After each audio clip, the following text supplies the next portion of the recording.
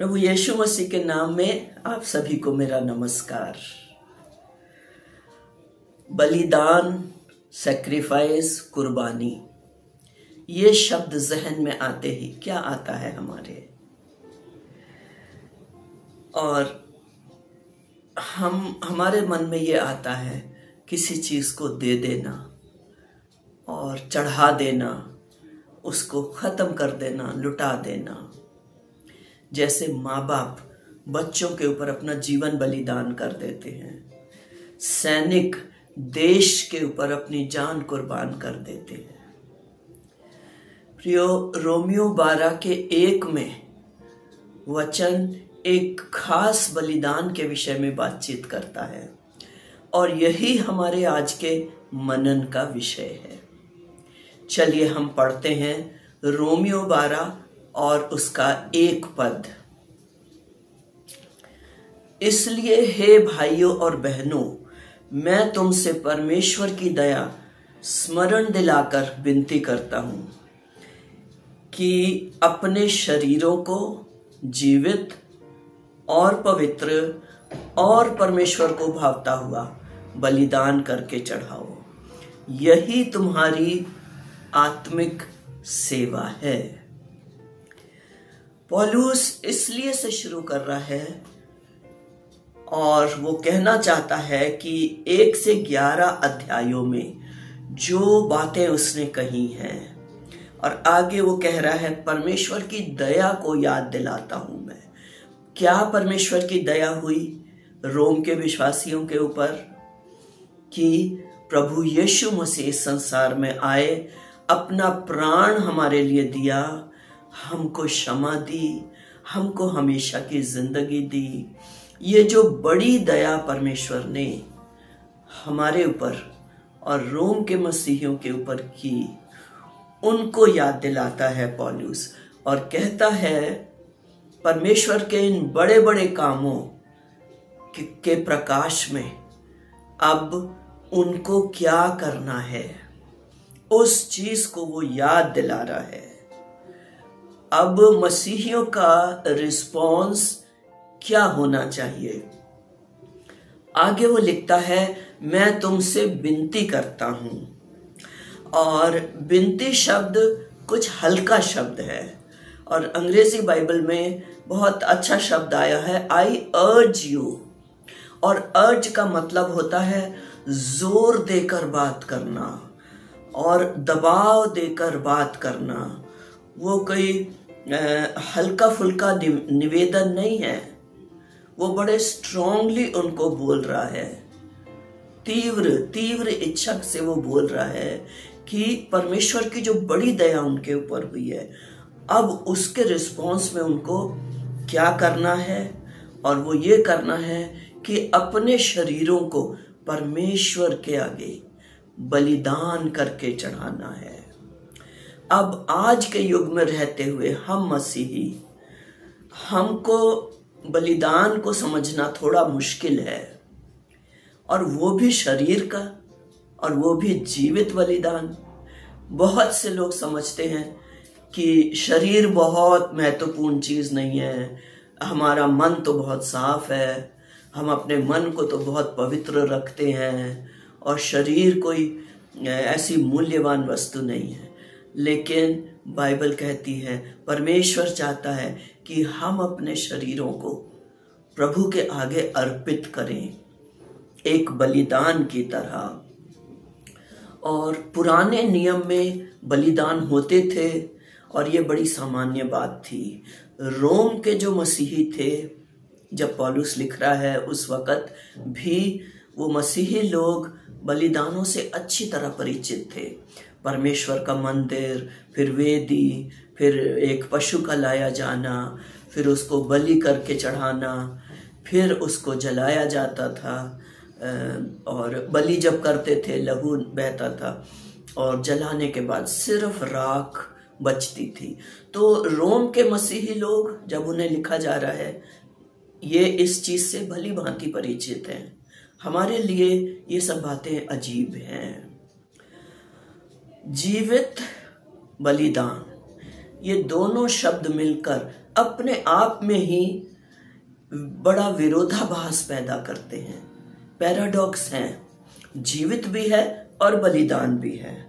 ये कैसे होता है, किस प्रकार से होता है? पुराने नियम के बलिदानों को स्टडी करने पर कुछ बातें उभर कर आती हैं कि एक जो बलिदान होता है वो किस प्रकार का होता है। तो जो सैक्रिफाइसेस चढ़ाए जाते थे पुराने नियम में, उनकी स्टडी से कुछ चीजें उभर कर आती हैं जिससे हम इस पद को समझ सकते हैं। पहली बात है कि बलिदान खुद के लिए जीना बंद कर देता है। जब बलिदान चढ़ा दिया गया, वो अपने लिए नहीं जीता है। वह व्यक्ति ये नहीं सोचता मुझे क्या अच्छा लगता है, मैं क्या चाहता हूँ, मेरी पसंद, मेरी इच्छाएं, मेरी योजनाएं, मेरी खुशी क्या है। लेकिन जिसका जीवन प्रभु के आगे वेदी पर रख दिया हो, वो ये कहता है जो गलतियों 2:20 में लिखा है, मैं मसीह के साथ क्रूस पर चढ़ाया गया, अब मैं जीवित ना रहा पर मसीह मुझ में जीवित है। वो अपने लिए जीवित नहीं रहता। कुलुसियों 3:3 में लिखा है, तुम तो मर गए, बलिदान हो गए और तुम्हारा जीवन अब मसीह में छिपा हुआ है। प्रभु यीशु मसीह में आने से पहले मैं अपने लिए जीती थी, आप अपने लिए जीते थे, पर अब अपने लिए नहीं। अब हमारा शरीर हमारा नहीं है, परमेश्वर का है। अब परमेश्वर के इस्तेमाल के लिए, परमेश्वर की महिमा के लिए उस शरीर को इस्तेमाल होना है। पहले हम सोचते थे मुझे क्या खुशी देगा, इस शरीर को अपनी खुशी के लिए इस्तेमाल करना। अब हम ये सोचते हैं क्या मैं अपने शरीर को पवित्र रख रही हूँ जिससे परमेश्वर के इस्तेमाल आए और उसको खुशी मिले। ये पहली बात है। दूसरी बात है, जो बलिदान होता है उसका अस्तित्व पूरी तरह से समाप्त हो जाता है, वो भस्म हो जाता है। पुराने नियम में जो जानवर वेदी पर रखा गया था वो आग से पूरी तरह भस्म हो जाता था, सिर्फ राख बचती थी। प्रश्न हमारे लिए है, क्या हमने अपने जीवन को परमेश्वर की वेदी पर रख दिया है? क्या परमेश्वर की आग हमारे उन क्षेत्रों को जलाकर भस्म कर रही है जो परमेश्वर को महिमा नहीं देते, जो परमेश्वर की नजर में प्लीजिंग नहीं है, उसको खुशी नहीं देते?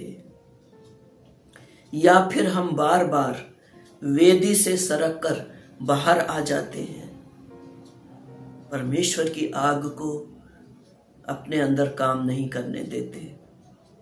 इब्रानियों का लेखक कहता है, हमारा परमेश्वर एक भस्म करने वाली आग है। जब परमेश्वर की वेदी पर हम अपने आप को रखते हैं, हमारा पूरा पुराना स्वभाव, पुराना मनुष्यत्व पूरी तरह जब भस्म हो जाता है, तभी हम असल में जीना शुरू करते हैं। प्रभु यीशु मसीह का चरित्र और स्वभाव हम में उभर के आता है। प्रभु यीशु मसीह के शब्द हैं, जो मेरे लिए अपना प्राण दे देता है वही असल में जीना शुरू करता है। ये दूसरी बात है जो हम बलिदान से समझते हैं। तीसरी बात जो इस जीवित बलिदान में है, जो जीवित बलिदान होता है वो एक पैराडॉक्स का जीवन जीता है, अर्थात विरोधाभास का जीवन जीता है। संसार में तो है पर संसार के नहीं है। वो दुनिया में जीता है पर दुनिया के पापमय तौर तरीकों के अनुसार नहीं। उदाहरण के लिए अगर वो एक बिजनेसमैन है फिर भी ईमानदार है, अगर वो एक बड़ा अफसर है फिर भी रिश्वत नहीं लेता है, अगर वो एक जवान है फिर भी उसने अपने जीवन को पवित्र रखा हुआ है, अपने शरीर को पवित्र रखा हुआ है, क्या ये विरोधाभास का जीवन नहीं? लोग पूछते हैं कि ऐसा कैसे, इस प्रकार कैसे जी रहे हो? तब हमें प्रभु यीशु के बारे में बताने का मौका मिल जाता है। एक विरोधाभास का जीवन एक जीवित मछली की तरह होता है जो कि पानी के बहाव के विपरीत दिशा में बहती है, जबकि एक मरी हुई मछली पानी के बहाव के साथ बहती है। प्रभु यीशु मसीह का जीवन एक विरोधाभास का, पैराडॉक्स का जीवन था। वो परमेश्वर होते हुए भी मनुष्य थे। स्वर्ग का सुख भोगने के बाद भी वो इस इंसानी धरती पर आकर रहे और हर प्रकार का दुख सहा। एक विरोधाभास का जीवन। ये तीन बातें हैं प्रियो जो कि एक जीवित बलिदान वाले व्यक्ति के जीवन में होती हैं। और लास्ट में पौलुस कहता है यही तुम्हारी आत्मिक सेवा है। और अंग्रेजी में लिखा है this is your spiritual act of worship, true worship, उचित वर्शिप ये है। हम सभी लोग वर्शिप करना चाहते हैं जो प्रभु यीशु के शिष्य हैं।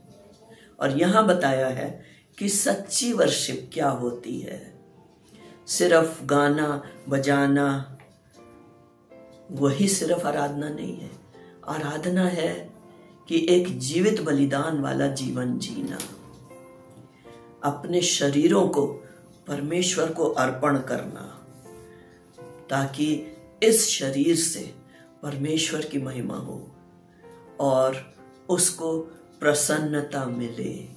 प्रियो, अंत में मैं एक प्रश्न के साथ आपको छोड़ना चाहती हूँ कि क्या आपका जीवन एक जीवित बलिदान है? और उसकी तीनों बातों पर गौर करिए। क्या आपने अपने लिए जीना बंद किया है और यीशु के लिए जी रहे हैं? क्या आपने अपने आप को परमेश्वर की वेदी पर रख दिया है कि आपके जीवन के वो क्षेत्र भस्म हो सके जो प्रभु को पसंद नहीं है? और क्या आप इस संसार से विपरीत जीवन जीते हैं?